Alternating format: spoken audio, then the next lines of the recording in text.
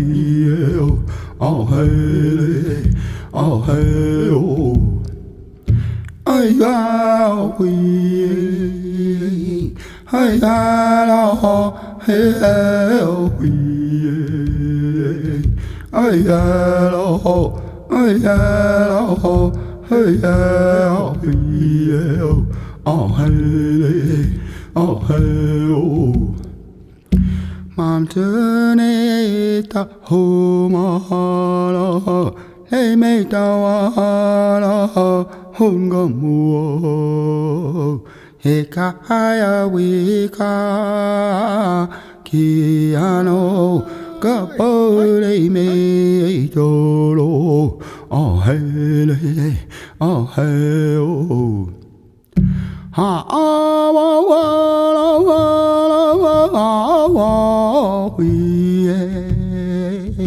hey la ho hey we hey hello, hey hello, hey hello, oh hey, oh hey, oh, hey hello, hey hello, hey hello, hey hello, hey hello, hey hello. Oh hey, oh hello. Kana we ta umala, le me ta wala, hunga muolo. He kaya we kas kiano kapone me dolo. Oh hey, oh hello. Hey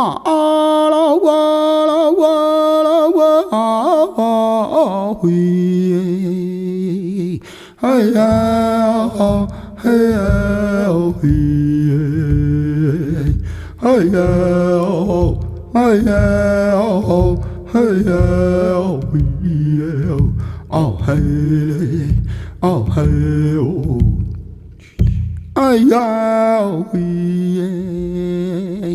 hey hello, hey hello,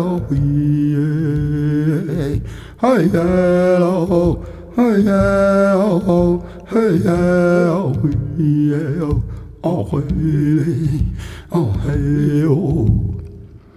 Kana we ta humala, hey me ta wa.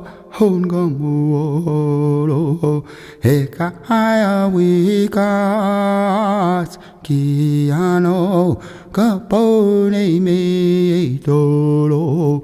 Oh hey, oh hey, oh. Ah ah wa we hey ya hey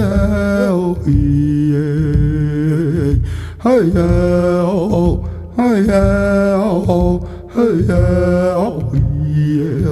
oh hey oh hey oh ay ya hey hey oh hey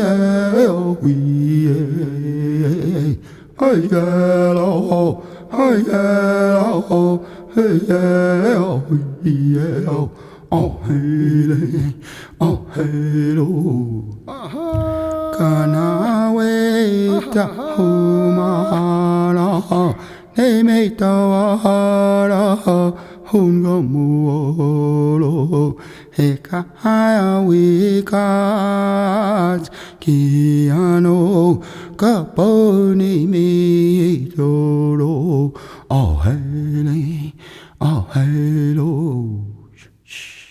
My election as the first woman is a victory for all women, First Nations, Indigenous, and women everywhere.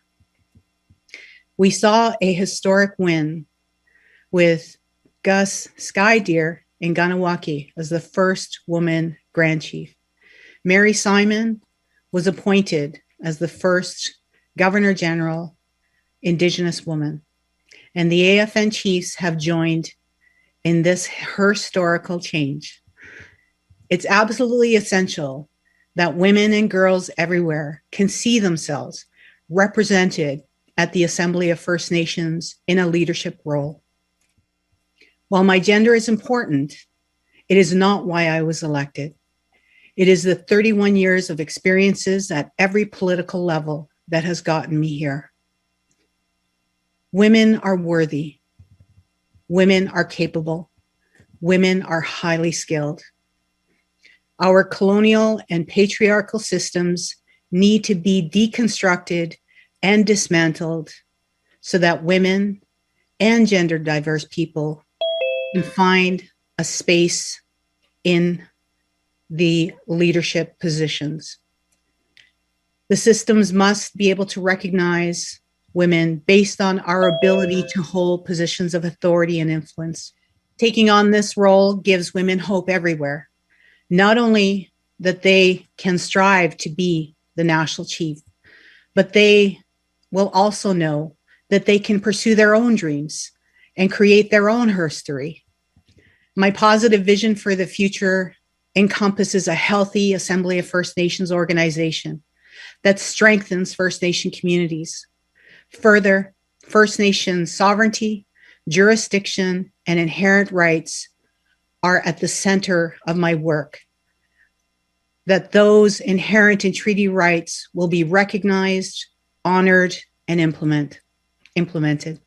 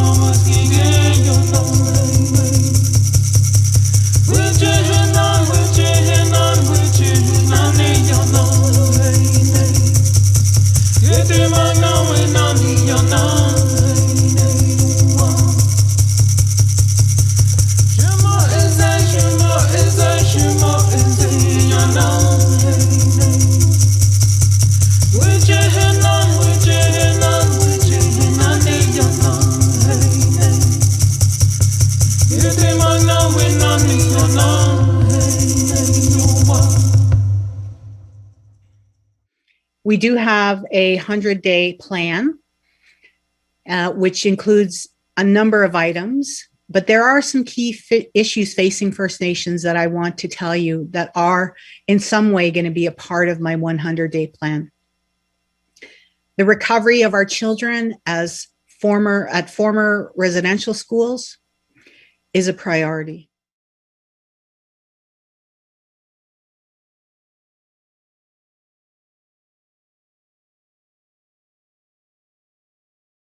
And we will find unmarked graves in every residential school across this country.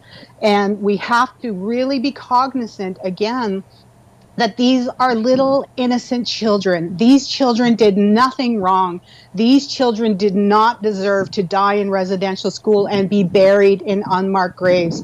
That's what I think is important as we move forward, is that we all are awake, and we must stay awake and aware of what is happening to us and what has happened to us, and find that path forward for healing. That's the most important thing, is that we together begin to heal ourselves as First Nations people, and that we ask Canadians to heal as well for the atrocities that were committed at residential schools. And we are calling it genocide. We have always called it genocide. And I want people to start recognizing that it is genocide. When you're talking about 751 little innocent children being found in unmarked graves, that is genocide. There are priests and there are nuns who perpetrated crimes that are still alive, and there hasn't been charges. What's your sense of the need for accountability and for justice? Well, I echo the calls from Chief Delorme that the Pope must apologize. And also, the government of Canada has to implement the 94 calls to action under the Truth and Reconciliation Commission. Only 10 of those have been implemented in 6 years. A part of that is teaching people about this. A lot of people on social media that I'm reading are like, oh, I had no idea. What do I do now? You know, people are really reeling because they had no clue that genocide had occurred in Canada. So that's what governments need to do. They need to teach every citizen about what has happened in Canada.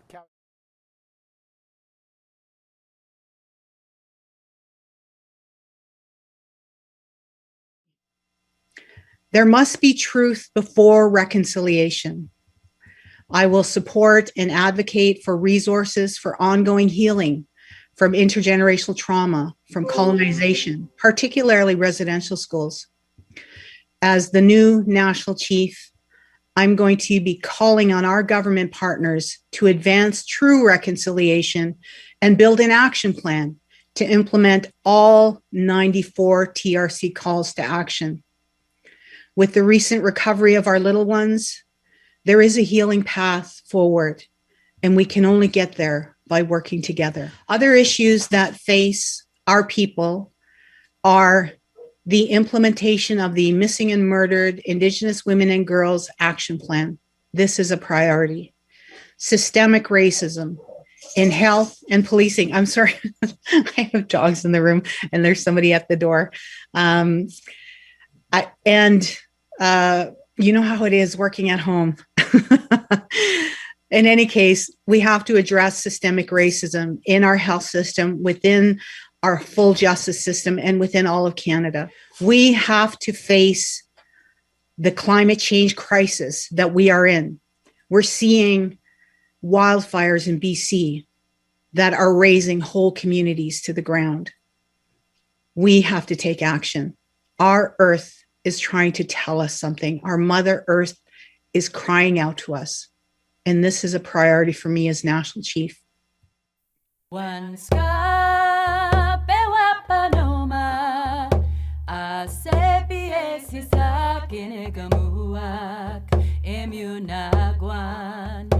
Taskinan way I yo way I hey way I hey I yo way I hey way I hey yo way I hey yo way I yo when ska be wapanoma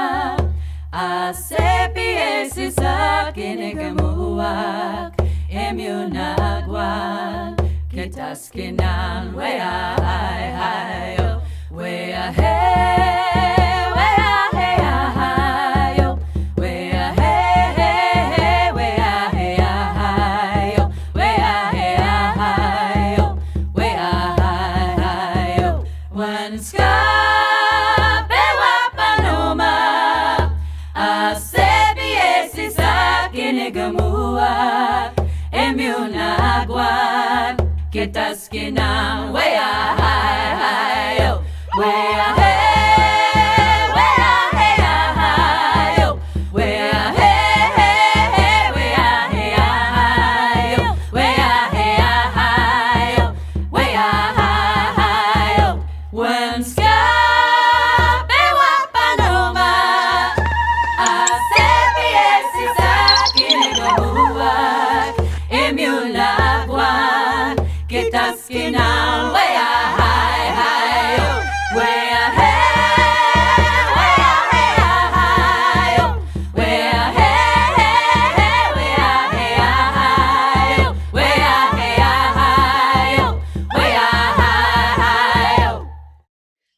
plan to work with all of the regions across Canada, all of the regional chiefs and subregions to build a post-pandemic recovery plan for First Nations, for their health and well-being, for their social issues, mental health, addictions, and for their economies. In fact, one of my goals is to establish a First Nations economic growth and prosperity table nationally between First Nations and our federal partners. I want to heal the path forward by creating a national consensus-based agenda for action that include the principles of peacemaking through strengthening our connections and relationships across Canada. Anytime we're in an election, we always have to figure out how to come back together.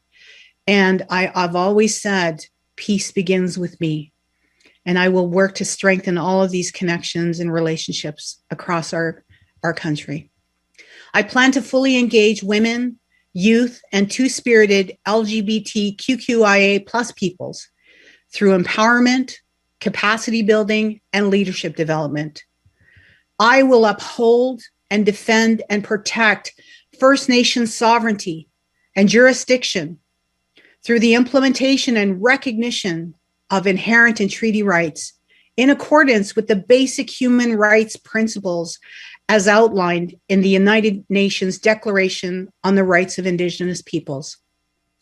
I will be revitalizing and evolving the Assembly of First Nations organization to reflect the people that it serves by making the A.F.N. a more responsive organization that reflects regions and nations. I am going to make the A.F.N. a safe, healthy, and welcoming space for women and two-spirited LGBTQIA plus peoples and all of our citizens.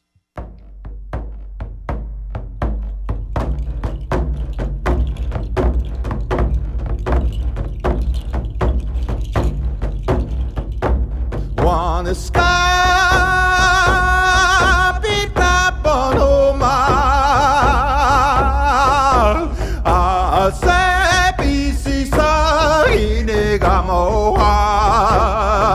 Emi Onagua. Get dusky nan with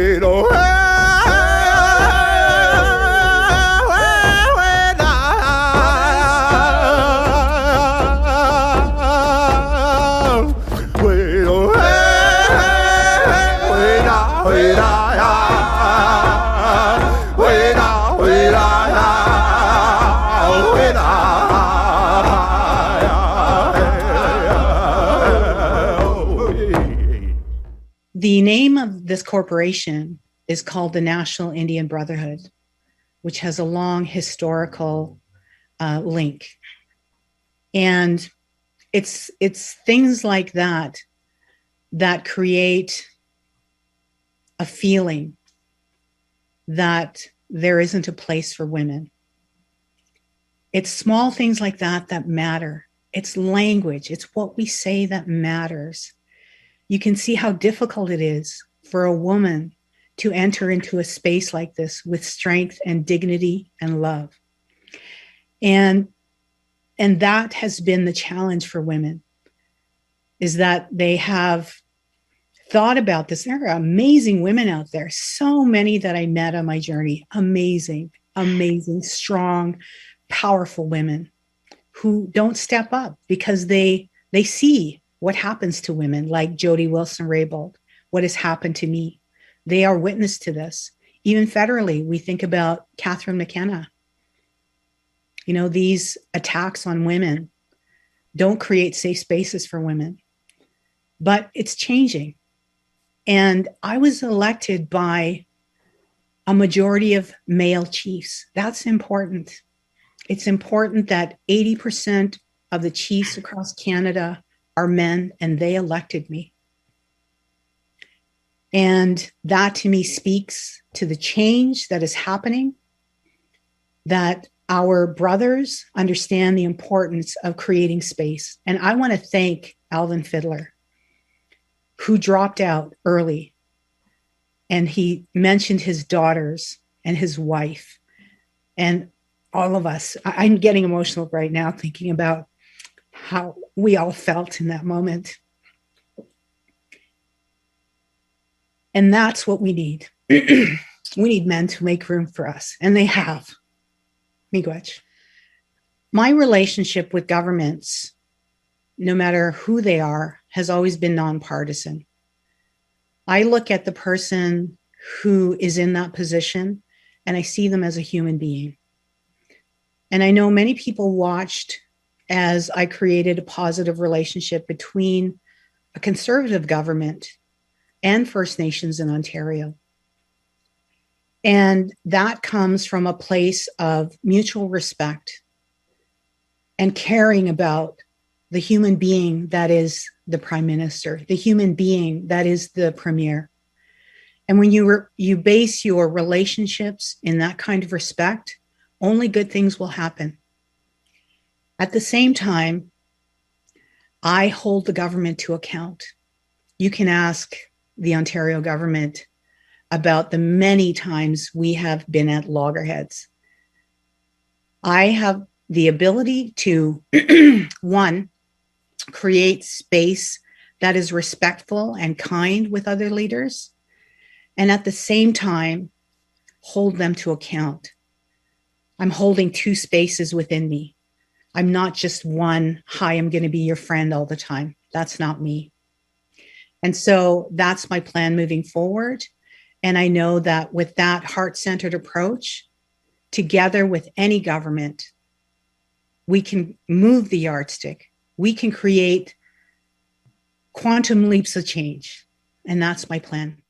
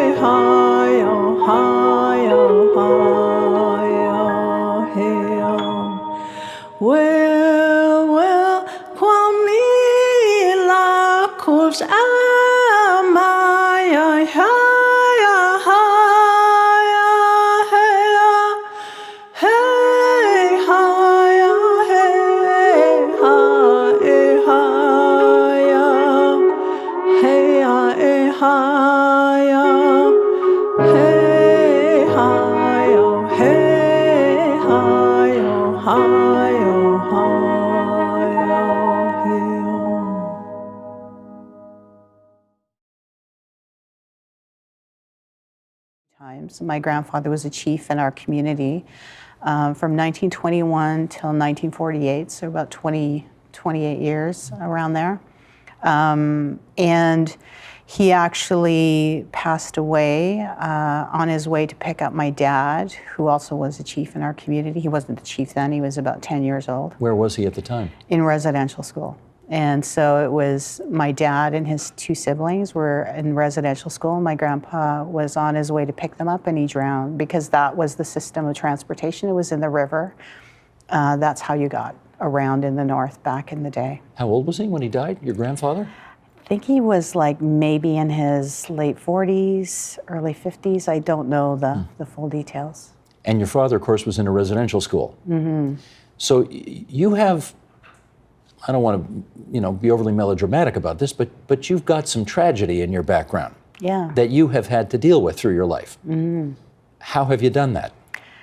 Well, I've had to do my own healing process. My parents had to do their own healing process. I mean, this is intergenerational trauma, so it's not unique to me.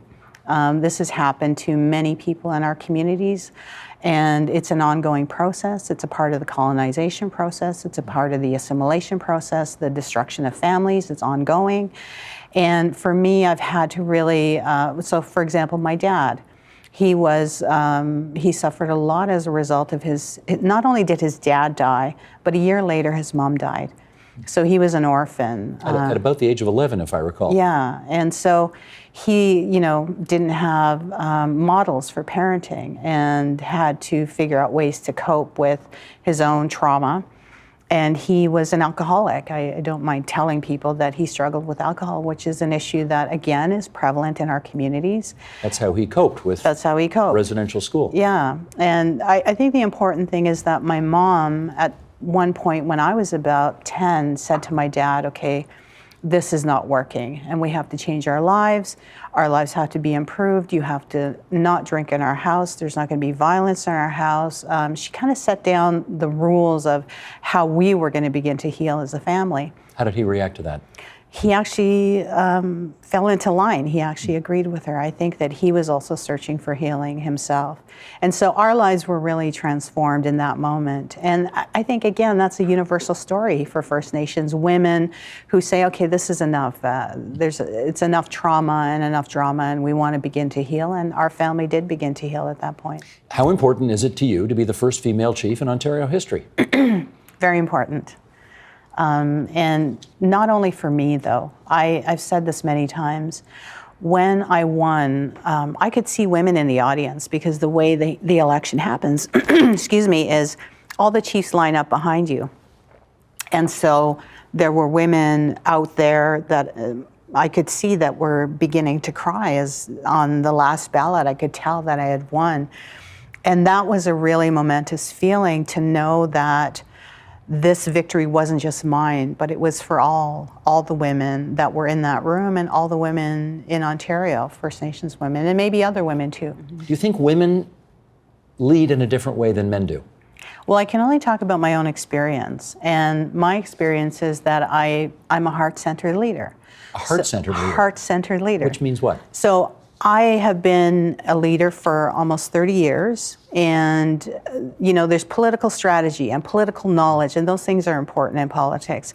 That's not where I lead from, though. I actually really care about people. I think about the love and care that I have, that sacred responsibility that I have to people, and that is to give that love and that care to people and extend that to people, because that is what actually moves us forward. That's what heals me. That's what helps others to heal. Here's the bottom line. I have to be able to negotiate a peaceful settlement. That's the bottom line. That's absolutely always what I'm heading for as a leader. To me, if you have to take direct action as a form on the road to negotiation, then that has to happen. But the goal is to negotiate something that is a win-win, something that creates peace, that creates prosperity, that creates mutual understanding and respect. That's my goal.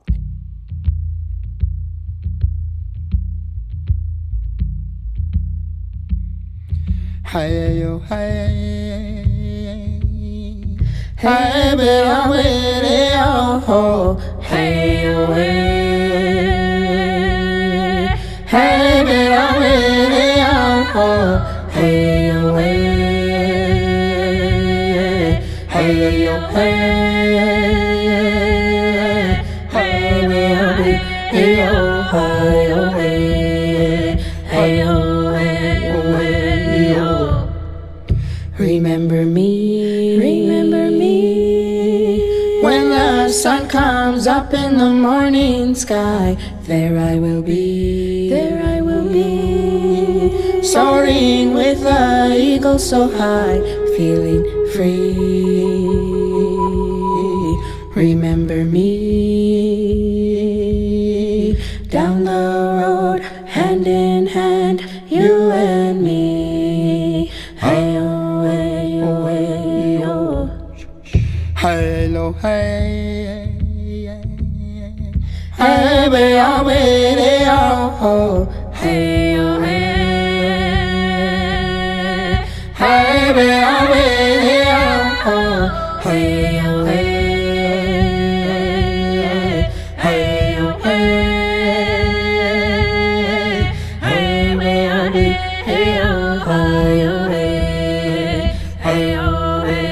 way, oh, remember me, when the sun comes up in the morning sky, there I will be, soaring with the eagle so high, feeling free. Remember me,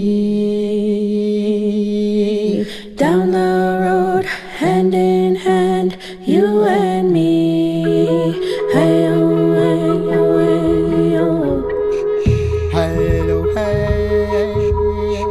hey, be a way, oh, hey, hey, be a way, oh, hey, hey, hey, be a way, oh, hey,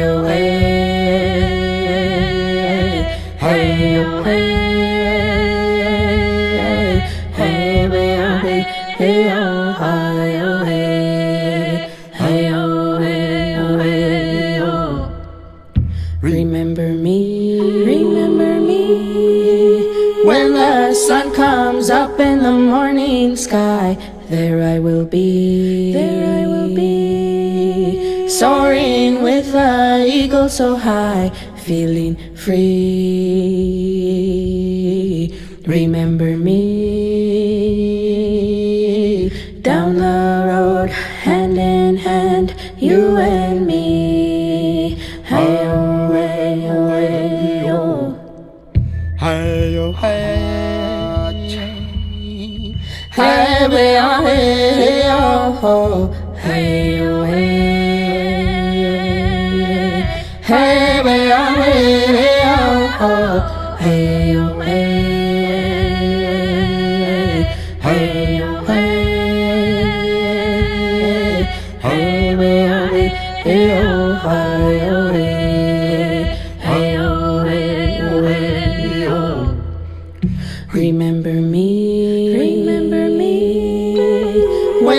the sun comes up in the morning sky, there I will be, there I will be, soaring with the eagle so high, feeling free.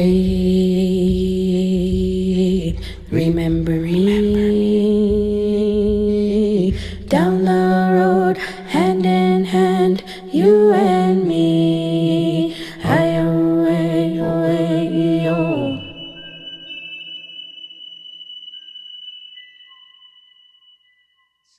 Our communities have had long-standing negative impacts as a result of colonization, particularly residential schools. And we need those reparations to happen not only with individuals, but communities and nations. And we need a national process for healing for our people, for our intergenerational survivors, for our survivors. But we also need a space for all Canadians to heal together. So I want to tell you that in the 31 years that I've been involved in politics, I have never had a single complaint filed against me, not even when I was a chief, nor in any role that I previously held. However, I have been the victim of workplace harassment, and I know what that feels like. And so I'm committed to creating safe and healthy working spaces for everyone. For too long, organizations like A.F.N have allowed this kind of behavior to continue, and we need to change that. And I'm committed to bringing that change. We have to ensure that our organizations modernize, that we leave behind the days of bullying and harassment that have negatively impacted all those voices that have been silent. We need to bring back unity and respect. And I think that it's important to say that there were no formal complaints made. And I was never interviewed for this report. And the process undertaken didn't follow the guidelines as outlined in the A.F.N Code of Conduct. Finally, $250,000 was spent on investigations. And they were all initiated without zero written complaints, none. Money was spent on this, and I have always said it has been very much difficult for me, and I have felt targeted, and I have felt that this happened because of reprisal. Because in December, I stood up for a resolution calling for an independent review on harassment and bullying of women and two-spirited LGBTQIA plus peoples.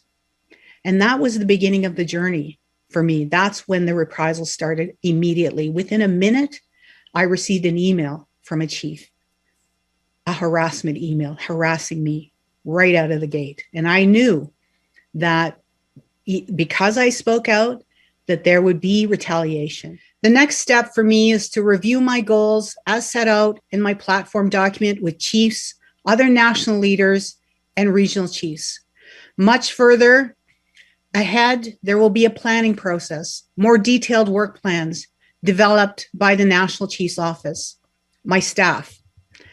Then the work plan documents become a living document that we will follow for the next 3 years. So in conclusion, I am setting a strategic direction toward evolutionary and positive change. And I want to create a unified effort on long-standing issues that have faced First Nations. Miigwech, Ninanaskamun for joining today. Ninanaskamun means I am thankful, I am grateful, I thank you. And Gasakitin means I love you.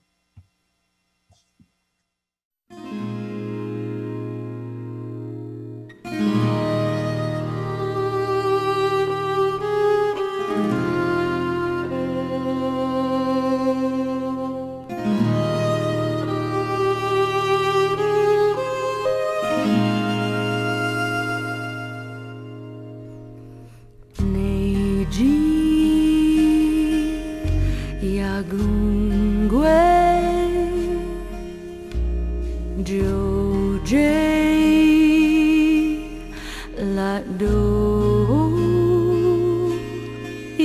Jago yena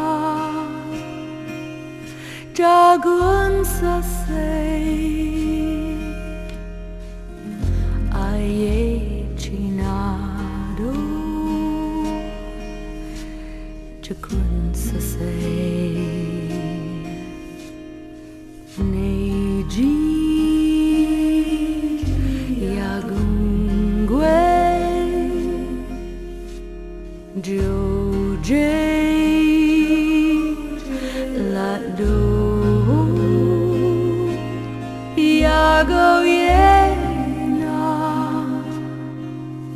Jagun Sasay Aye Chinado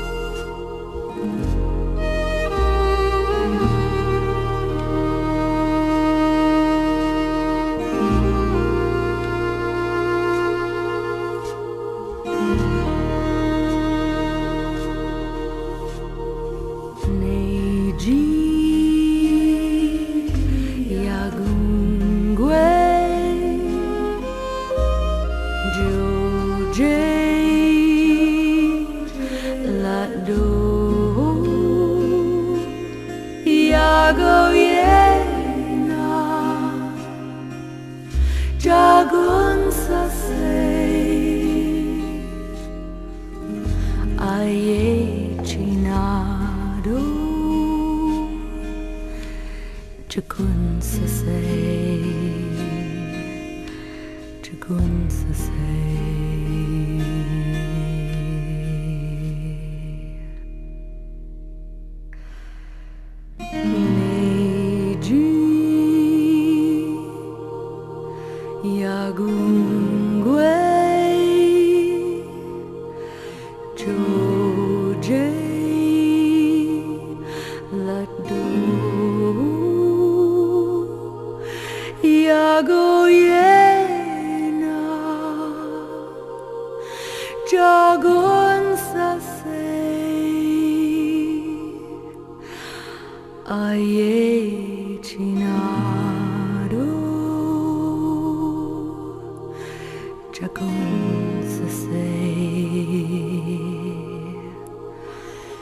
Dragoons say